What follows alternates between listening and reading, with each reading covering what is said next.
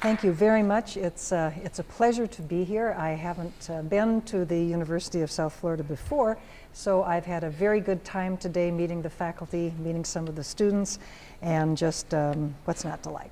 Weather's a whole lot better too than from where I am. I may at some point suddenly lose a couple of inches because known for my grace and agility, I managed to break my toe about a week and a half ago, smacking into a wall. Don't know exactly how that happened. Definitely there wasn't a why to it. And so I may have to take off my shoes. So hopefully nobody will notice if suddenly I sort of slump a couple of inches here. But so I want to talk tonight about the critical thinking bills that have cropped up over the last half a dozen or so years here in Florida. And my perspective is that these are really a backdoor way of getting creationism into the curriculum. So they are representative of a kind of legislation that we've seen around the country called Academic Freedom Acts. And indeed, these Academic Freedom Acts are creationism du jour. It's the latest salvo in the effort of creationists to get their views into the public schools. I'm going to talk about evolution, although I'm not going to talk directly about evolution. I'm not really going to be doing a science lecture. But people tend to not really understand what evolution is.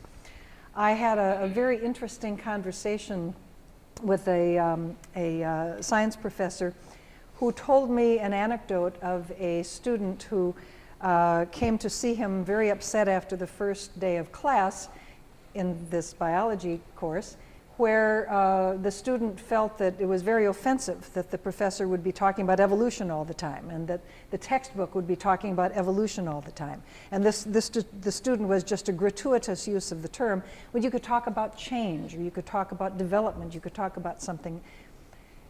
And what that caused me to reflect upon is the definition of the word evolution to an awful lot of Americans is not the same as the definition of the word evolution to those of us in the sciences, to those in science education, to people who are science fans and have read about science, have read about evolution. To that student, I infer the definition of evolution was very similar to that of some students encountered by a physical anthropology colleague of mine. I won't tell you the state, but it wasn't too far from here. She was teaching in a community college introductory physical anthropology class, and I assure you, my friends, that if you get evolution nowhere else in the curriculum, you will get it in anthropology, because it just starts and stops everything we do in physical anthropology. It's the core of our discipline. And so this being a university class, she just marched right on and taught it. That's what you do in physical anthropology.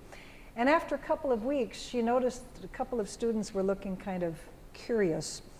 And they came up to her after the lecture and they said, well, of course living things change through time. Of course species change through time. You mean that's evolution? We thought evolution meant you can't believe in God. That is a definition of evolution in the minds of many people. And that is not how we don't define evolution as you can't believe in God any more than we define thermodynamics as you can't believe in God. Instead, the definition of evolution is really a three-part idea. And this is all I'm going to say about science. I'll just do this little bit, and then we'll talk more about the politics and the other crazy things that have happened in this state and elsewhere. You're not alone. The big idea of evolution is that living things have common ancestors, what Darwin called descent with modification. It's not just any old change through time, it is common ancestry. We study evolution by looking at the processes or mechanisms of change, and obviously natural selection is very important in this, but there are other processes and factors that affect evolution, that help bring it about, or that influence its path through time. And we also study evolution by looking at the patterns of evolution. How has the tree of life branched through time? What are the phylogenies or the lineages that are related to other ones, and how has this splitting and branching of lineages that we call evolution taken place over time? The patterns of evolution are very important. They're very interesting. It's what paleontologists tend to do. But all three of these components of evolution are really independent.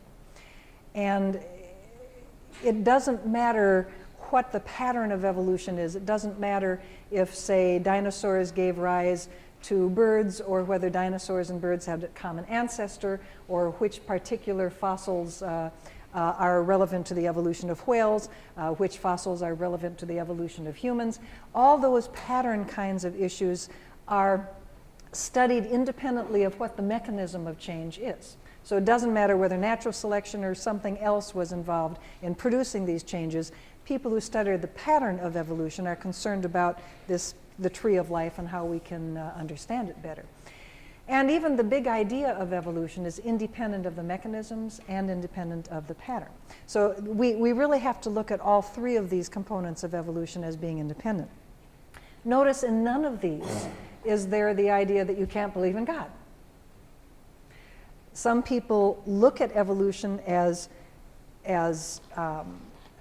encouraging that particular philosophical view, but there's nothing in evolution per se that would require you to give up your faith, or that would in fact even encourage you to do so. I seem to have lost my cursor. Could you give me just a moment here while I see if I can rescue it? Because it would certainly be better if I could actually find my way around this. All right, don't go away, boys and girls. We are going to have to. All right, hang on. You weren't going to do anything for another minute or so anyway, right? You were just going to stay right there? Good. As long as you're happy to just stay right there, and then I'll just come right back again. And there's my little cursor. Oh, goody, thank you. Ha, fooled it.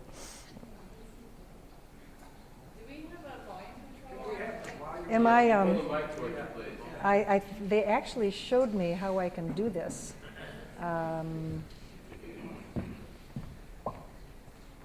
These little, that's the podium mic. You want to keep beating away at that, and I will talk a little.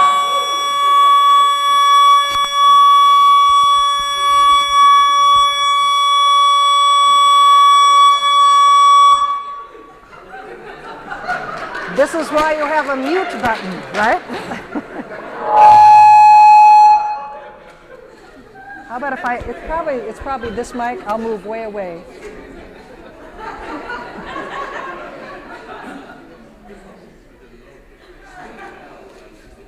Okay, now you can lower it.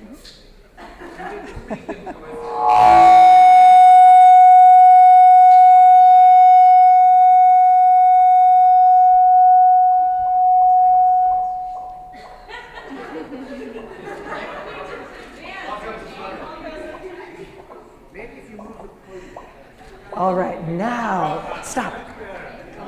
How about this? Is this good? All right, there we go. Thank you very much. In March of 2011, State Senator Stephen Wise introduced SB 1854, which called for, quote, a thorough presentation and critical analysis of the scientific theory of evolution in the state's public schools. Well, sure. I mean, science is about critical analysis, right? Sounds good. Why then did the Florida Citizens for Science, the Florida Academy of Sciences, and most of the newspaper editorial writers object to Mr. Wise's bill, calling it an effort to get creationism into the classroom? Perhaps because Mr. Wise had submitted a very similar bill, SB 2396, in 2009. In reference to that bill, Senator Wise commented, if you're going to teach evolution, then you have to teach the other side so you can have critical thinking. But neither the 2011 nor the 2009 bills occurred in a vacuum. To understand where these bills are coming from and what they mean, we need to go back to the controversy over the Florida science education standards. Florida first adopted science education standards in 1999. In 2000, the conservative Fordham Foundation issued an analysis of the coverage of evolution in state science education standards around the country. Florida, unfortunately, got below an F. Florida got not even failed. Like only a handful of other states, the E word didn't even appear anywhere in the standards. In 2005, a group of eminent scientists, again on behalf of the Fordham Foundation, rated science standards in the United States in all disciplines, not just evolution, and concluded that Florida's science education standards were substandard. As the comment says here, it's a good thing that Florida is reworking its science standards.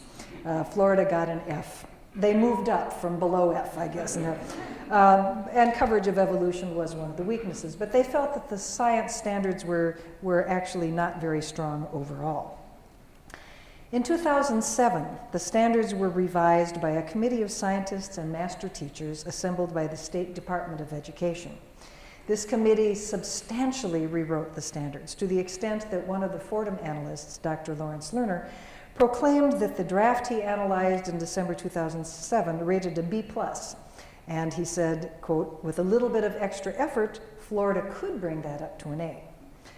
But the procedure is for the draft to be sent to the Board of Education. You all know the difference between the Department of Education and the Board of Education. There's a big difference. The Department of Education, I mean, a lot of people don't really think about the structure of them, so let me just digress for a moment here. The Board of Education is an elected or appointed body that most states have. And the Board of Education has overseeing responsibilities for education in the state. And they basically set policy, they approve policy. The Department of Education consists of professionals. They are teachers, they are experts in different curricular fields, literature, math, history, science, whatever. So the Department of Education usually does the work, which is then approved or not, as the case may be, by the Board of Education. So the Board of Education in this state as well as others has the authority to make amendments, and this Board of Education did, but not in a good way. According to the St. Petersburg Times, board member Donna Calloway told a Baptist newspaper that she planned to vote against the standards, saying that evolution, quote, should not be taught to the exclusion of other theories of origin of life, and I want God to be part of this. State representatives also weighed in on the issue, and Focus on the Family encouraged its supporters to weigh in, quote, to include intelligent design in science classes. In response to these sentiments, school boards in Baker, Clay, Hamilton, Holmes, Jackson, Madison, St. Johns, Taylor, and Washington counties all passed very similar resolutions. Evolution was not to be presented as, quote, fact, but only as one of several theories. We'll talk anon about theories and fact. At other public hearings, opposition to the inclusion of evolution was voiced, but scientists, teachers, and citizens, such as the Florida Citizens for Science, supported the standards and argued that it was time that Florida had first-class science education. Finally, on February 18, 2008, the new state standards were adopted by the Board of Education, but with a change in wording. Board member Donna Calloway proposed that the phrase theory of be inserted wherever the word evolution occurred. Now, what's going on here? When people say, teach evolution as theory, not fact, I say, absolutely. Absolutely. Theories are much more important than facts. Theories explain facts. So of course you teach evolution as a theory. But of course I say that tongue-in-cheek because I know that when teach evolution as theory, not fact, is proposed, or teach evolution as theory, there's this quiet, only a theory that's being inserted there. Theory in this context is the street version, street definition of theory. They're talking about theory as a guess or a hunch or something that students don't really have to pay a whole lot of attention to. You know the expression, that's your theory, Buster. This is the context that these kinds of this kind of language occurs in. So the idea that evolution would be preceded by theory of was something that was proposed by and supported by creationists on the board. Other more moderate members of the board thought, well, what we really need to do is kind of buffer this. So they put in a really good definition of what theory meant. It's a good scientific definition. It's an explanation. It's tested. The scientists have confidence in it, and so forth and so on. But then they also thought, well, we need to buffer this yet further. So they argued that not only should you say theory of evolution, you should say scientific theory of evolution. And then some others thought, well, what we really need to do, we really need to refine this further. And we need to put that phrase in front of every scientific theory in the standards. So your standards now talk about the scientific theory of evolution, the scientific theory of plate tectonics, the scientific theory of electromagnetism, the scientific theory of the cell, the scientific theory of the atom, and the scientific theory of the Big Bang. Just to cover all bases. And of course, educators were just, palm smack. Just, why? We don't need any of this. This is nonsense. And of course, it is complete nonsense. But this is an example of the politicization of science education that we have to deal with these days. So that's where this came from.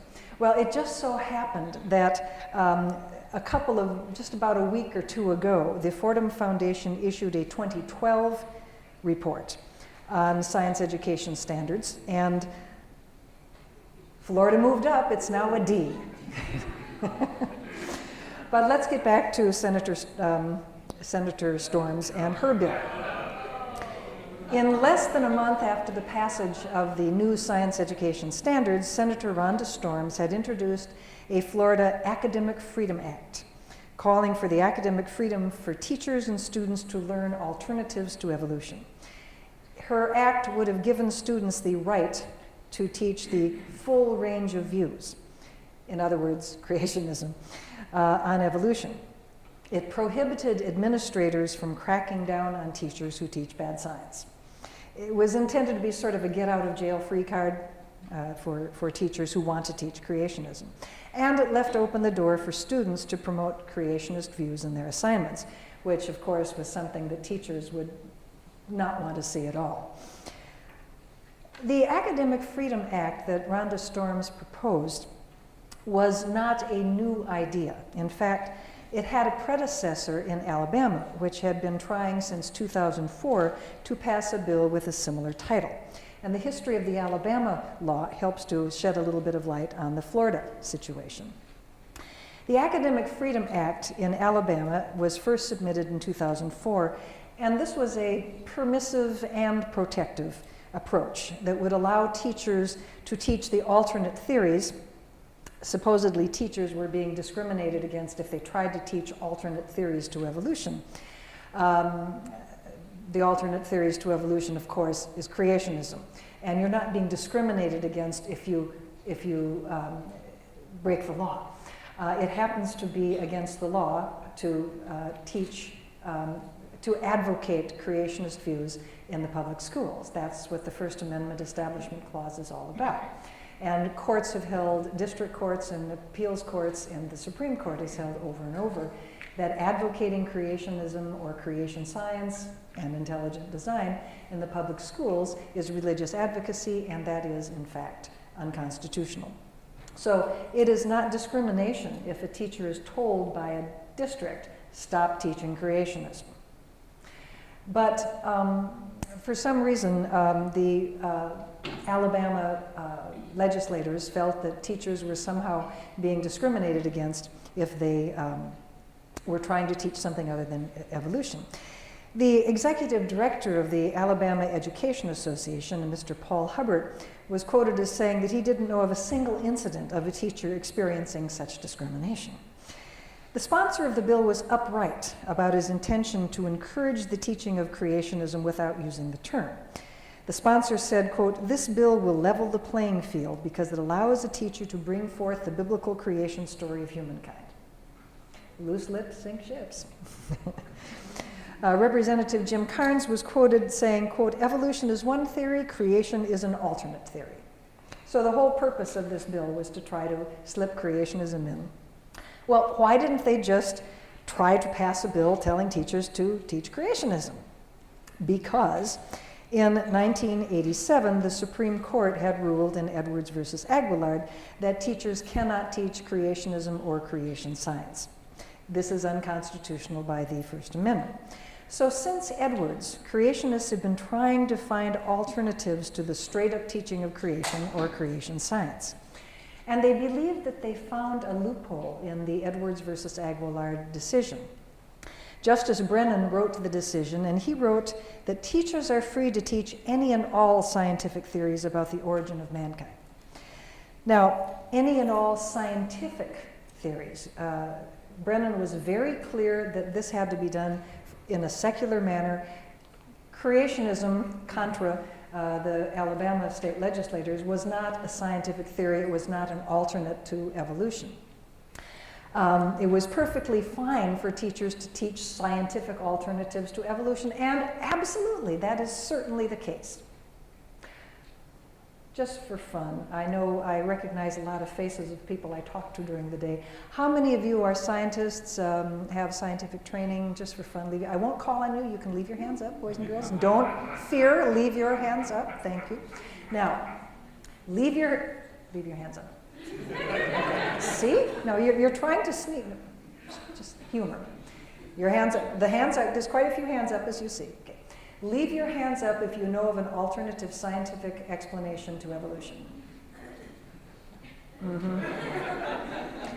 There aren't any alternate scientific explanations to evolution. When it comes to science, evolution is the only game in town.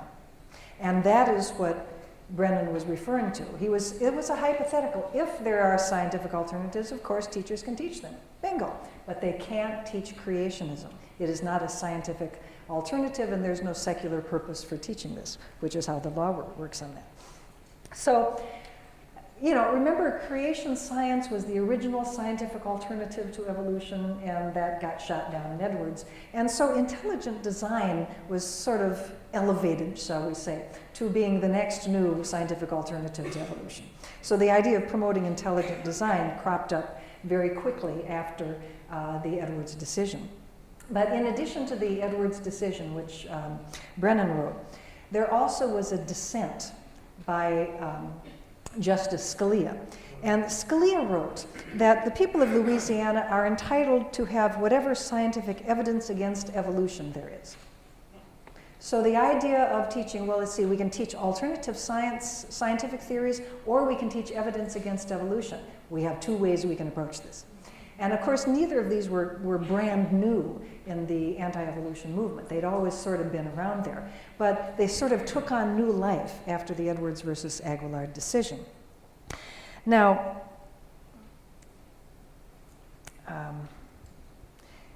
the scientific alternative to evolution, which was proposed most vigorously, was intelligent design.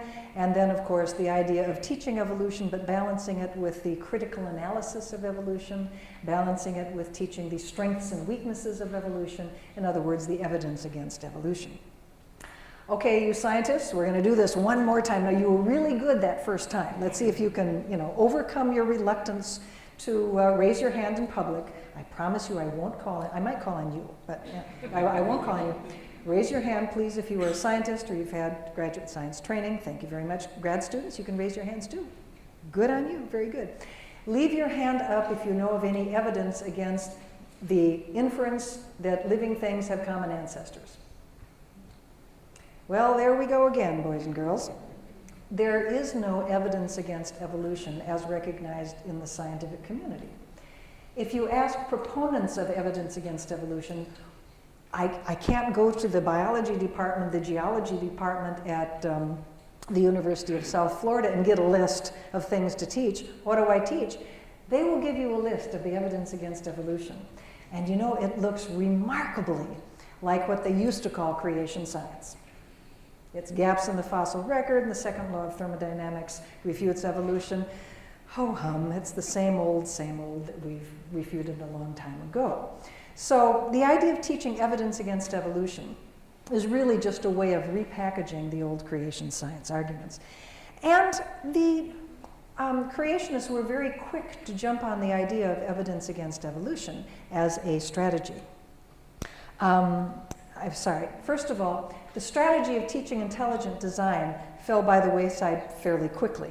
In 2005, Kitzmiller versus Dover, Federal District Court, full disclosure here, my colleagues and I at the National Center for Science Education advised the plaintiff's legal team, the side that won, in Kitzmiller versus Dover, which was a decision that declared that the teaching of intelligent design was unconstitutional as well. And my former colleague, Wesley Ellsbury, sitting in the front row here, did yeoman work on William Dembski.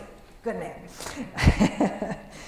So intelligent design as a scientific alternative to evolution fell by the wayside fairly quickly. That left evidence against evolution. And as I say, even right after Edwards, the idea of teaching evidence against evolution was something that was quickly embraced by the creationists. In the Institute for Creation Research publication, I apologize for a long quote, "In the meantime, school boards and teachers should be strongly encouraged to at least stress the scientific evidences and arguments against evolution in their classes. Not just arguments against some proposed evolutionary mechanism, but against evolution per se." And I want you to look carefully at the last clause there. Even if they don't wish to recognize these as evidences and arguments for creation. So in the mind of the creation science people, and I would also infer the intelligent design people, is this idea that evidence against evolution is really evidence for creationism. They even have a term for this. They call it the two-model approach, where they contend that there's only two possibilities. There's either evolution or there's special creation. And by special creation, I mean the specific view that God created the universe, the planet Earth, plants and animals, people, that God created everything specially in its present form. That's what special creation is. It's one aspect of Christian creation theology, that of conservative Christians. And so, because there are only two possibilities, they say, if you just disprove evolution, well, creationism wins by default. You don't have to come up with scientific evidence for special creation. You just disprove evolution because there's only these two alternatives. And of course, the logic is okay, if not A, then B, but only if the premises work. And of course, the premises quickly reveal that there's a whole lot more alternatives over there on the special creation side of things. If you manage to somehow disprove evolution, you don't prove special creation any more than you prove theistic evolution, which is another creation view. But even going beyond Christianity, if you disprove evolution, you don't prove Hinduism or Jainism or the seminal creation story. There's a lot of different creation stories over here on the non-science side of things. And so it turns out not to be a logical explanation after all. So, but this is where the mind of the creation science people are. That if you disprove evolution, you promote creationism. And of course, that was the whole argument for the Academic Freedom Acts. Anecdotal evidence that the approach of teaching that evolution is weak or incorrect, teaching the evidence against evolution, trying to denigrate evolution, can indeed have the effect of promoting creationism.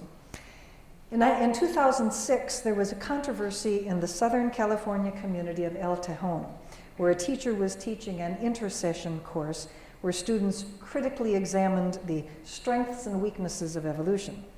Now, here's a transcript of a conversation between I think it's a CNN interviewer and a student who had taken the course.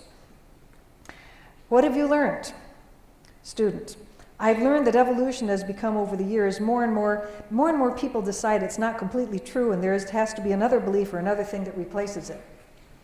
Interviewer: "And what is that?" Student: "That's intelligent design." Meaning God? Yes, God, the Christian God who created Earth in 6 days. So I think the creationists probably are right in thinking that this dichotomous view that they have is shared by many students. So if a teacher presents evolution and then presents a lot of phony baloney evidence against evolution, a lot of the creationist arguments for why evolution is supposed to be weak science, I think students do end up thinking, oh, well, gee, if it's not evolution, what is it? Well, the only thing left is creationism. It must be creation and God in 6 days. So teaching evidence against evolution does indeed promote the creationist cause. The Academic Freedom Acts, which promote this kind of approach, have been very popular over the last half a dozen years or so. We have tracked at the National Center for Science Education close to 40 bills. This is only a selection. I haven't brought it up to date. But there have been close to 40 bills over the last, since 2004. And you can find out more about these on ncsc.com. The academic freedom bills, though, are very clever. This is a sample bill which you can find on the internet. The wording that they use is very positive. They're trying to advance science. They're promoting academic freedom. Raise your hand if you're against academic freedom. No, of course not. Everybody's for academic freedom. Raise your hand if you don't want, if you are against critical thinking. Of course, everybody wants their kids to be critical thinkers. They're playing our song, right?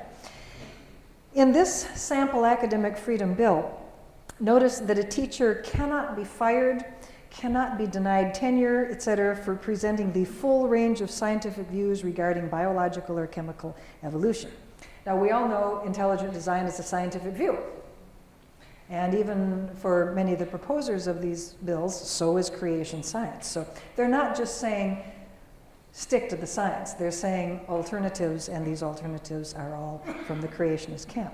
In this bill, also, students cannot be penalized because they, quote, subscribe to a position on origins. This is the sort of thing that would just give teachers the willies, you know? You give an assignment, a kid writes a paper back that's just full of his own personal opinion about why he thinks evolution is dumb and why he thinks the Bible is correct, and on and on and on. And, you know, didn't answer the question, but how is the teacher going to grade that? If the teacher grades the paper down, the student's parent comes in and stands on his desk, maybe threatens to sue, it's just too much work. So what a lot of teachers will do in a situation like that is just roll their eyes and say, you know, got to spend an extra week on photosynthesis. We probably aren't going to get to evolution this semester. And evolution slips out of the curriculum through this kind of self-censorship because teachers are intimidated by laws of this nature.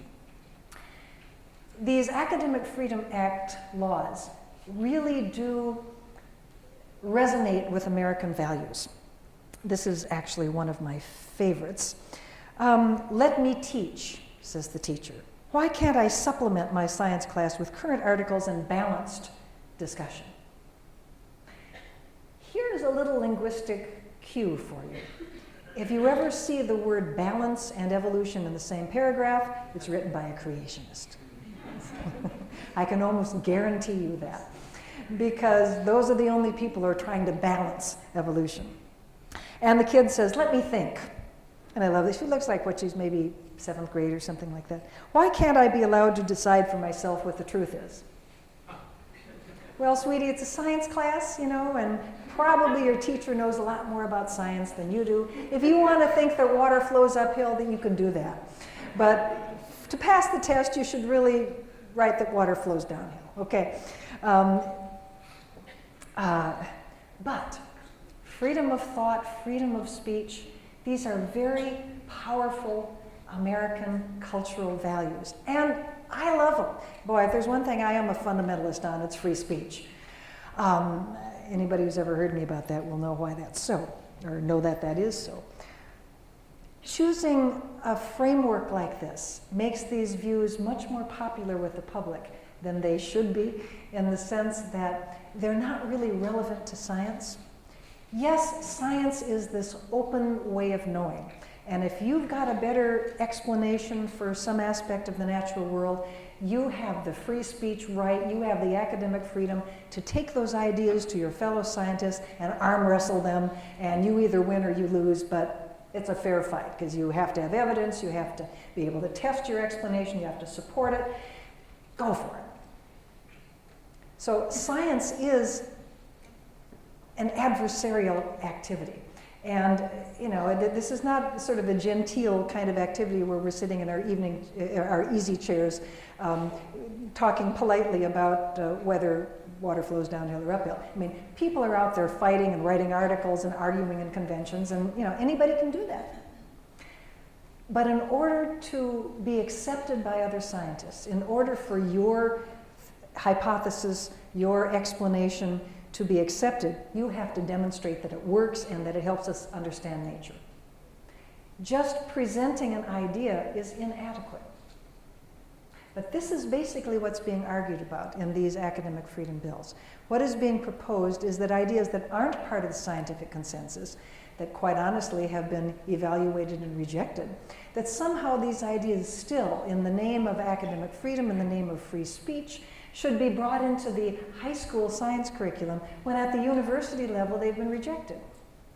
Now, they talk a lot about fairness in this kind of area. This is unfair. This is unfair to all of the scientists who have worked hard to establish these theories, and it's unfair to the teachers who have to wrestle with ideas that are not part of the scientific consensus, in which there's really no good reason for them to teach to young learners who are just establishing the basics of their understanding.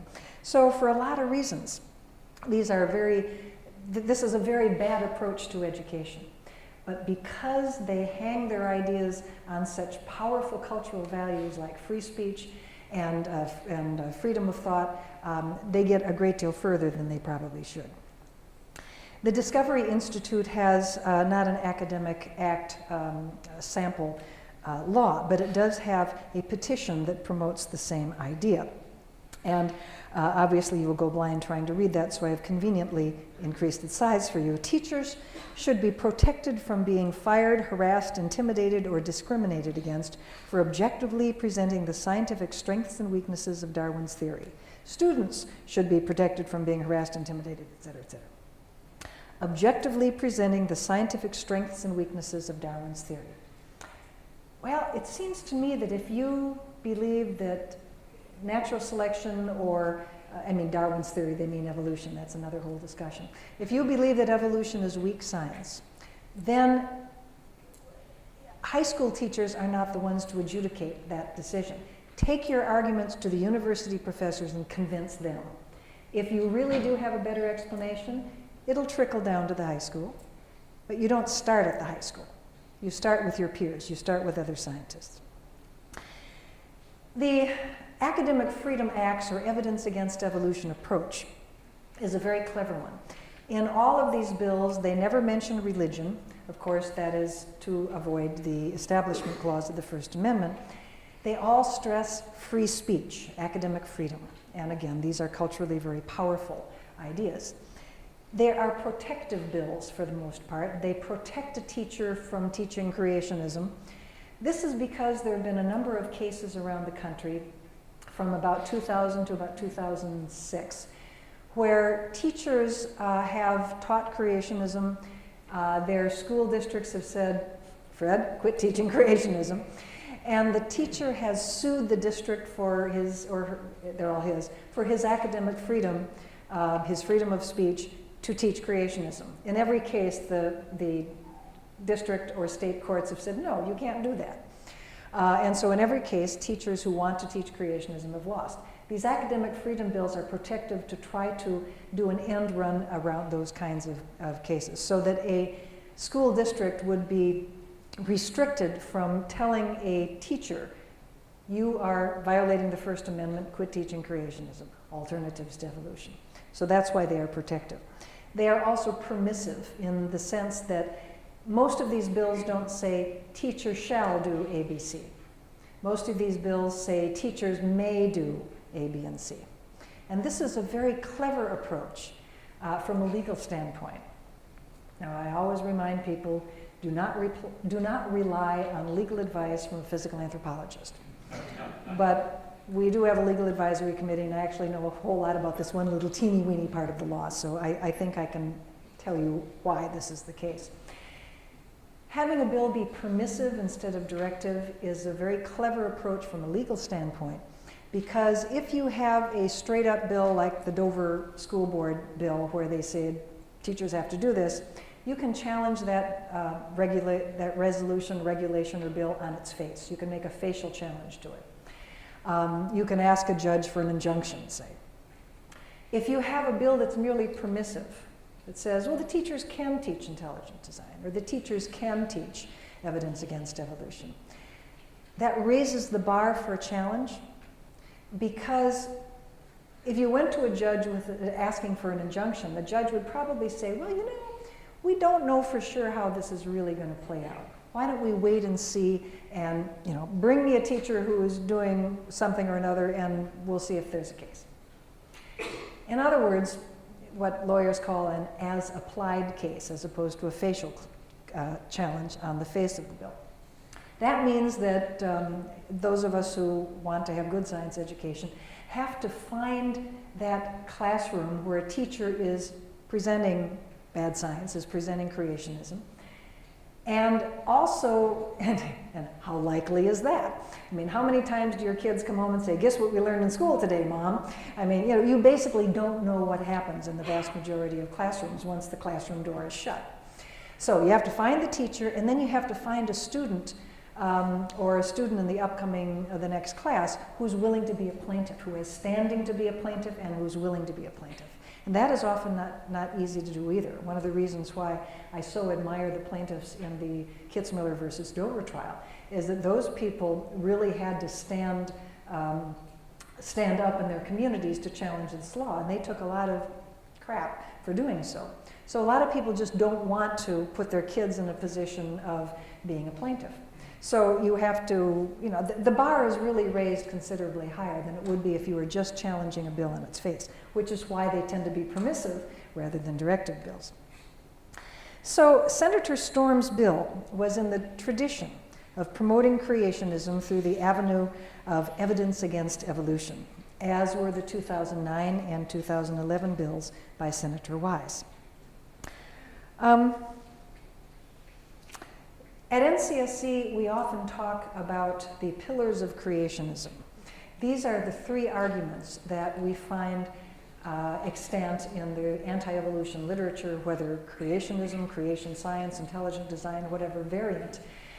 It seems that whether it's a book or a pamphlet or a DVD or a letter to the editor, one or more of these arguments seem to crop up.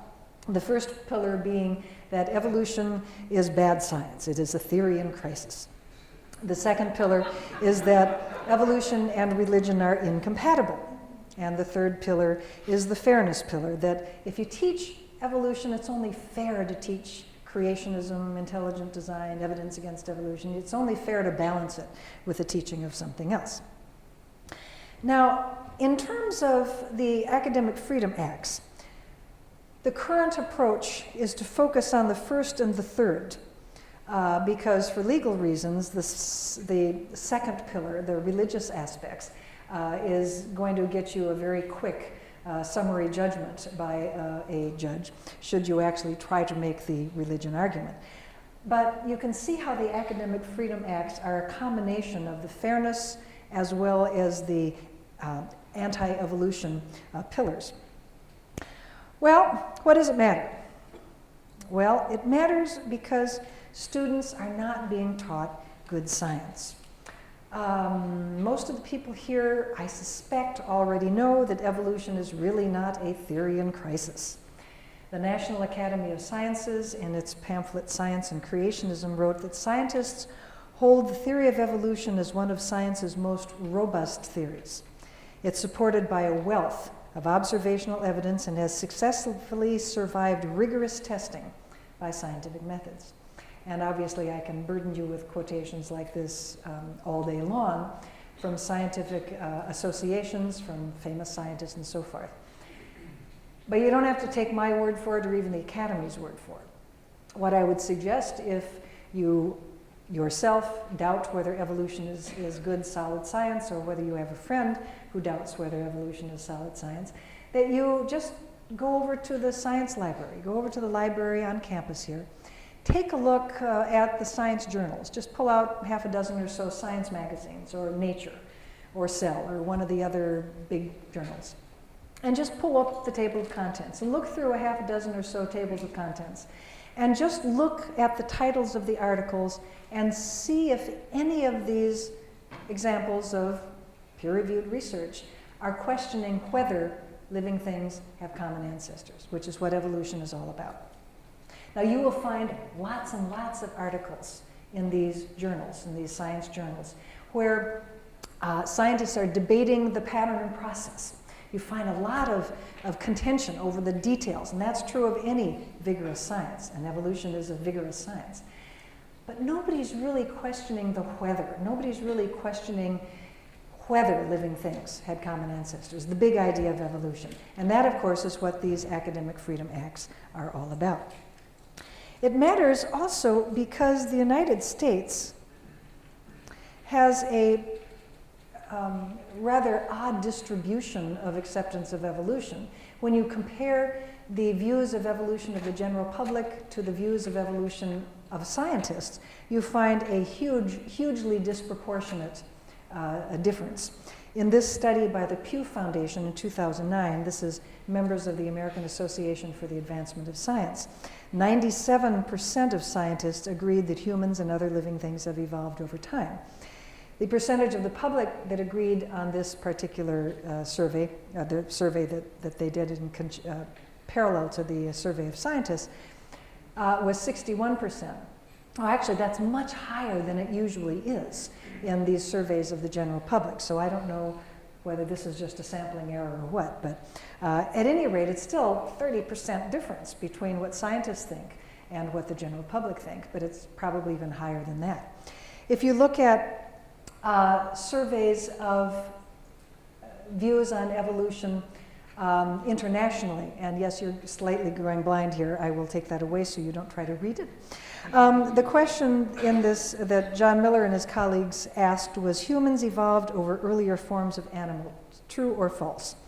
The blue is true, the red is false, the yellow is don't know. Okay, you're all squinting. Where are we? We beat Turkey! We might aspire to a little higher science literacy in this topic, perhaps. Nothing against Turkey. It's a fine country. I'd love to visit there someday. But, you know, we usually like to think of ourselves as being leaders in science. And that's why these kinds of bills matter. And that's why evolution education matters. And that's why science education matters. You may not be aware of the fact that United States laboratories and universities are disproportionately dependent upon smart young PhDs from foreign countries. If you walk into any research laboratory at this institution or any other institution, you're likely to find plenty of postdoctoral students from China, India, Korea, Germany, and elsewhere. Now, American science has benefited hugely from their contributions to our scientific dominance over the last several decades. Thank goodness we've had these smart young people from all over the world who have come to contribute to our scientific establishment here and help us make the discoveries that have made America strong and economically powerful. But guess what? Things are getting better in China, India, and elsewhere. And there's no reason for these smart young people to stay here and work on our biotech companies when they can go back to India or China or wherever they came from and build their biotech companies there and be with their families, people who are of their same culture. Who wouldn't? Makes a lot of sense. The United States has to start filling the science research pipeline with students from North America. We won't be able to depend upon foreign students forever. To do that, we need first-rate science education in our K-12 schools as well as in our universities. And we're not going to be doing that if we continue to politicize instruction by making the content of our curricula captive to elected officials with agendas. Citizens need to speak out. We get the government we deserve, after all, and in a democracy, the voters do have the last word. So I encourage you to support groups like the Florida Citizens for Science, the Florida Academy of Sciences, the Florida affiliate of the National Science Teachers Association, and other groups that stand for Florida students receiving a 21st century science education, not an 18th century one. And you'll find more information on this topic if you go to ncse.com. This little button over here that says News Alerts, you can get a free electronic newsletter, which is excellent. Comes out Friday, just a little bulleted list. You can follow the links, or you can read it when you have time, or you can delete it or whatever. You can get really depressed seeing what's going on. You can go to this news button here, and if you click at the news button, you will come to this page where you can sort by state or by year and find out a great deal about what's going on in the creationism and evolution controversy over the last several years. And we are a membership organization, so do consider joining. The National Center for Science Education, key people here are Glenn Branch, the deputy director. He's the one that does that really, really good Friday electronic newsletter that people all over the country really rave about. Robert Lunn is our communications director. Peter Hess is our religious community outreach director. Josh Rosenow and Steve Newton are the flare-ups wranglers. They are the people who answer the phone when someone calls up and says, "What do I do? My principal is leaning on me because I won't opt out a student from learning evolution." And dealing with school boards and state legislatures, we all do to some degree, obviously. And Eric Mickle is our education director.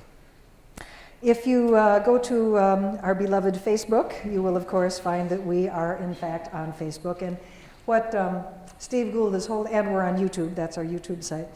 Steve Gould is holding a most excellent biological bumper sticker that says, "Honk if you understand punctuated equilibria."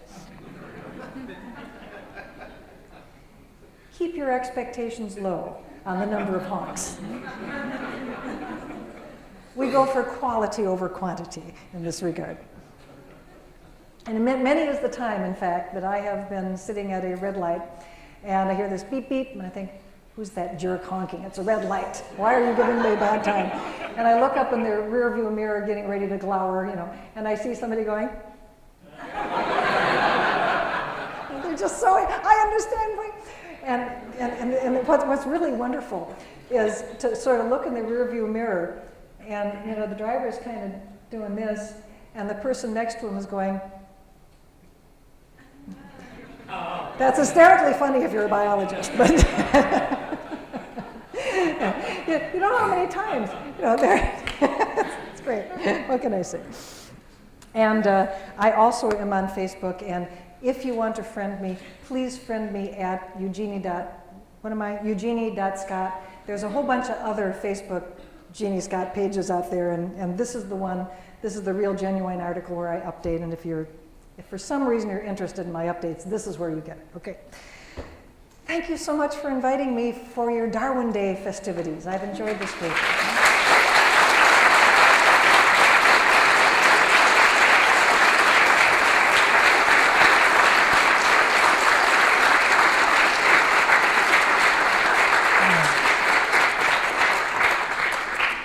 I understand that we do have some time for some questions, if there are any. And I even managed to not take off my shoes this whole time. So obviously icing my foot helped earlier today. Are there any questions? Yes, sir. Hi, Eugenie. Thank you for coming. I wanted to know if you think there's any light at the end of the tunnel, so to speak. Can you envision a time where this fight is over, and what does that look like? The question was, can I envision a time when this fight's going to be over? I've been the director of NCSE for 25 years. I am a pathological optimist, obviously. I mean, clearly, I see that there's hope. Otherwise, I could not have been toiling in this particular vineyard for so long.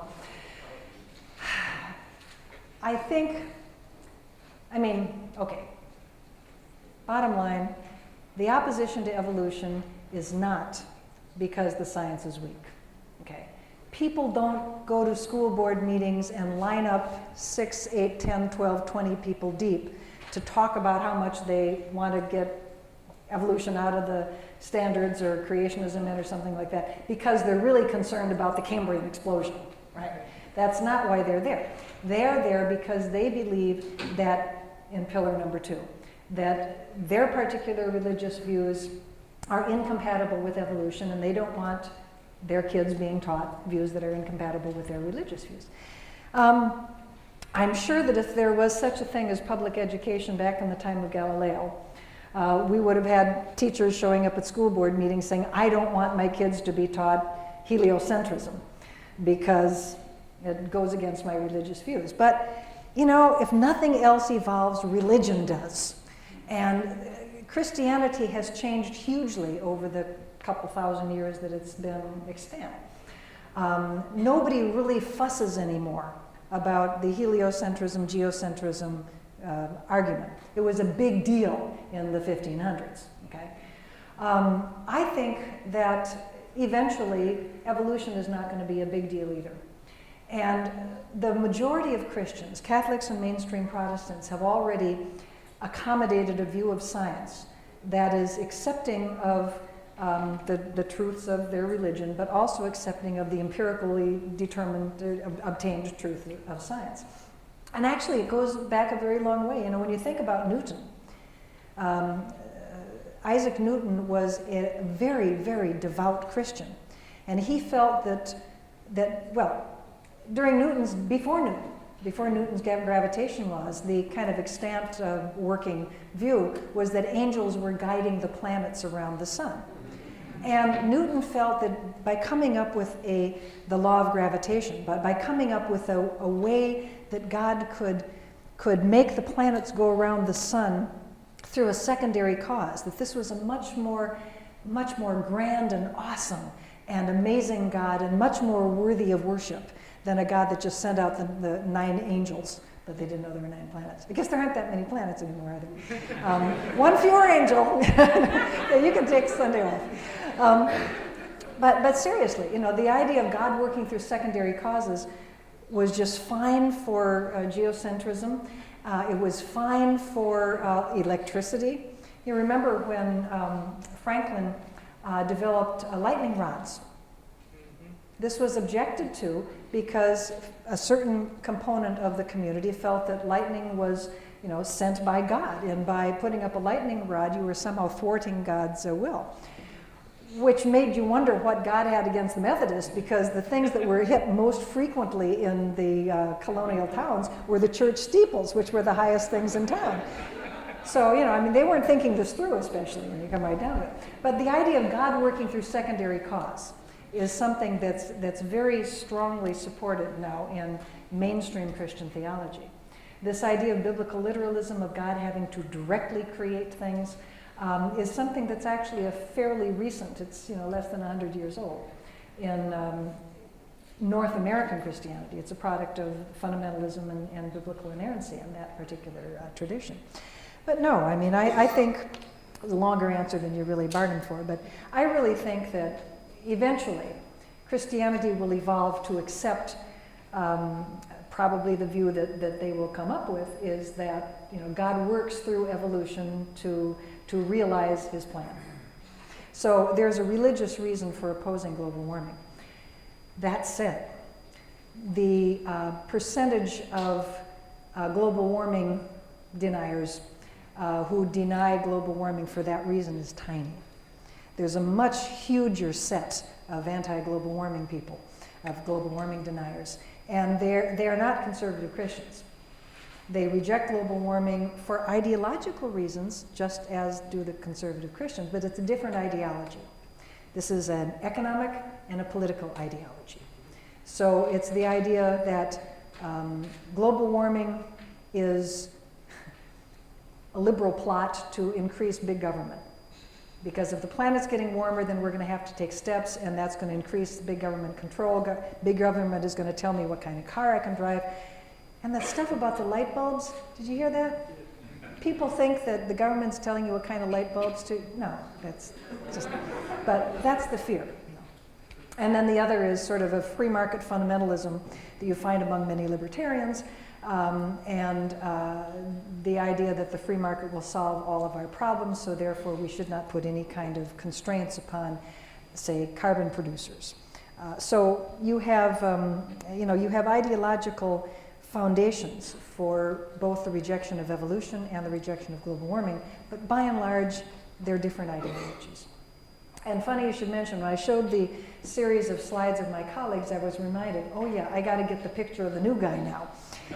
Because as of about 2 weeks ago, we announced, after a very careful study and a lot of soul searching and several very deep gulps, we decided that just as NCSE helps teachers when they are leaned upon for the teaching of evolution, we are discovering more and more that teachers are getting leaned on for the teaching of global warming, and we think that we can use some of our experience in dealing with evolution as a politically controversial issue to perhaps help teachers cope with climate change as a politically controversial issue. We see the parallels in that the scientific community is, well, you saw the 97% on the Pew poll. The science community is not questioning whether living things had common ancestors. This is a done deal. And when you look at the survey research on global warming, the survey research on scientists across the board is in the 90, people like me who are not climate scientists, is in the 90%, low 90% of scientists agree the planet's getting warmer, people have a lot to do with it. If you look just at climate scientists, if you look just at people who do research on climate science, the percentages are above 95%. So it looks to us that there's a scientific consensus for evolution. Teachers should teach it, and they should be able to teach it in an uncompromised fashion without political pressure. It looks to us like there's a scientific consensus on global climate change. Teachers should be able to teach this without compromise and without political interference. Now, maybe 2 weeks from now, 10 years from now, 50 years from now, day after tomorrow, maybe the consensus will change on either evolution or climate change. And if that happens, fine. Teachers will teach something different, because that's the way science works. It's not an ideology, it's not a belief, it's a changing set of explanations of how the world works, but the best explanations we have right now suggest living things had common ancestors, and the planet's getting warmer, and people have a lot to do with it. So we're taking on climate change. Like we needed to go from the frying pan into the fire, right? The frying pan was getting too comfortable, so we had to jump into the... Well, we have a new colleague, Mark McCaffrey, and I will have his picture up the next time I give a talk, because you all got to meet him too. But check our website, because we've got a new button on the website, and it's kind of orange. It stands out, it's climate. And we'll be adding resources to that button more over the years. So, she says, one more question. Sir?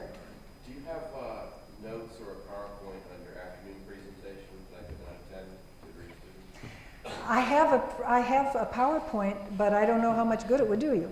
Because one of the... Is there a way to access it? You can write me.